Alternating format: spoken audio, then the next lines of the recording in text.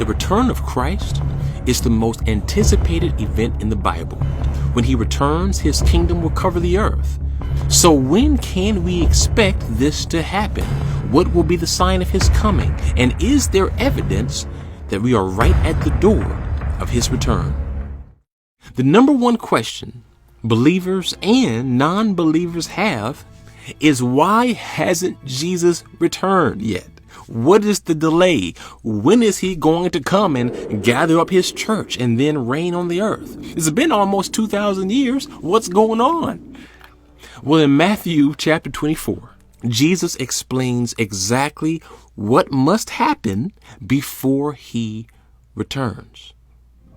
At the beginning of chapter 24, Jesus was with his followers, and they had the question that many of us have today. They wanted to know, Lord, when will you return? When is it going to happen? So in Matthew 24, verse 3, it reads, "Tell us," they said, "when will this happen? And what will be the sign of your coming and of the end of the age?" Jesus answered, "Watch out that no one deceives you.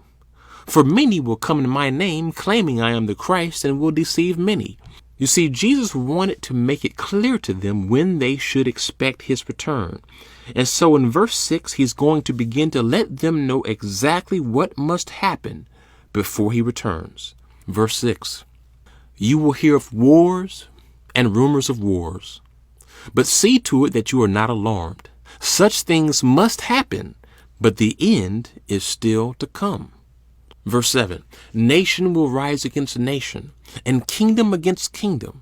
There will be famines and earthquakes in various places." And then he says this in verse 8, "All of these are the beginning of birth pains." You see, Jesus was telling them basically, my return will not come until there have been wars and nations rising against nations and kingdoms rising against kingdoms. The first thing that must happen is wars and kingdoms rising against each other and nations rising against nations. Well, that's happened. I mean, the Crusades, kingdom rising against kingdom. World War I, World War II, Vietnam, nation rising against nation. And even today, wars and nations are clashing. So that has already happened. So what is the next thing that he says must happen before he returns? Well, in verse 9, he says this, "You will be handed over and persecuted and put to death, and you will be hated by all nations because of me." Well, check that off the list. That has already happened too. It happened to the disciples. They were killed for their faith. And even today, believers all over the world are being killed because of their faith. And notice how he said that you would be hated by all nations. You see, when he said that you would be hated by all nations, he wasn't just speaking to the disciples. He was speaking to us, because at that time, all the nations didn't even know about Jesus. But to us, we are living in days where if you even claim to be one of those Jesus followers, you will get hate from every nation. So what is the next thing? What is the next thing he says must happen before he returns? Verse 10. "At that time, many will turn away from the faith and will betray and hate each other.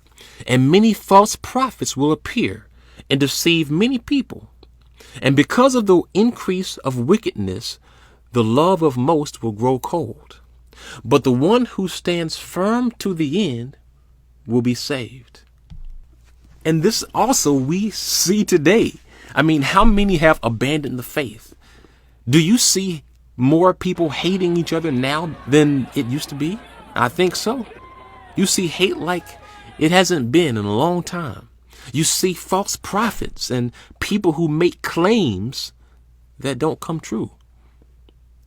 Okay, let's check that off the list. So what is the next thing that he says must happen until the moment of his return. We've experienced the wars. Okay, we've had the wars. We have seen believers killed for their faith.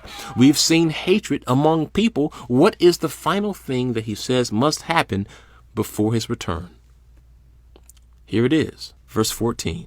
And this gospel of the kingdom will be preached in the whole world as a testimony to all nations, and then the end will come. And that's it. That's it. He says his return doesn't happen just after there have been wars and earthquakes. No, he says his return happens when every nation has heard the gospel of the kingdom. Wow.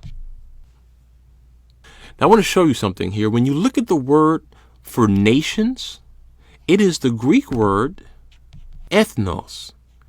And in the Greek, you will see that in the Bible, that word ethnos primarily refers to Gentiles. And Gentiles refers to non-Jewish nations.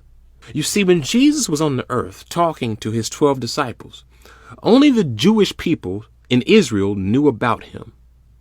But he wanted them to know that he wouldn't return until every nation, even those who aren't Jewish nations, has heard about his message. Fast forward nearly 2,000 years, and what has happened? Exactly what he said would happen. Jesus did not fade away in history. The writings of his disciples, they didn't disappear. And we now live in a world where just about every nation knows who Jesus is, that he is a king, and that he has a kingdom, and that he will return. Now, that was one of the last things Jesus said would happen before he returns. He said that there would be wars, there would be a lot of hate, and then he said that when every nation has heard the good news of the kingdom, then I am going to return. And we are living in times today where most nations, especially the Gentile nations, know that Jesus is the King of Kings. And if you say, who is the Son of God, they will say, oh, Jesus. If you say, who is the King of Kings, they will say, oh, Jesus. They know that he has the kingdom. They know that he is promised to return. The nations know. By and large, we are living in the fulfillment of what he said would happen. We have had the wars. We have had the hate. And now, for the first time in history, just about every nation knows who he is.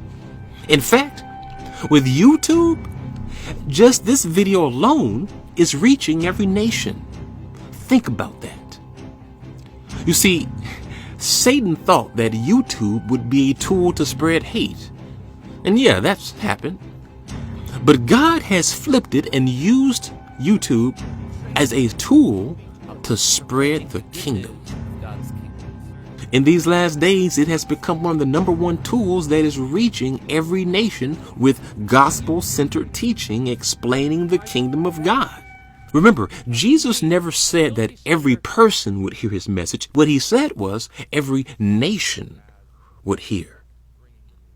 And in this generation, God has allowed technology to advance for the purpose of doing what the people in Jesus' day would have thought impossible, and that is reach every nation with God's kingdom in a single day.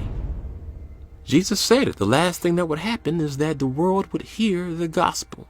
And we're there. We are getting there, if we're not already there. If you have found yourself somehow watching this video, it's not coincidence. The gospel is reaching the world. Spread this message wherever you can. Share it. Spread the gospel.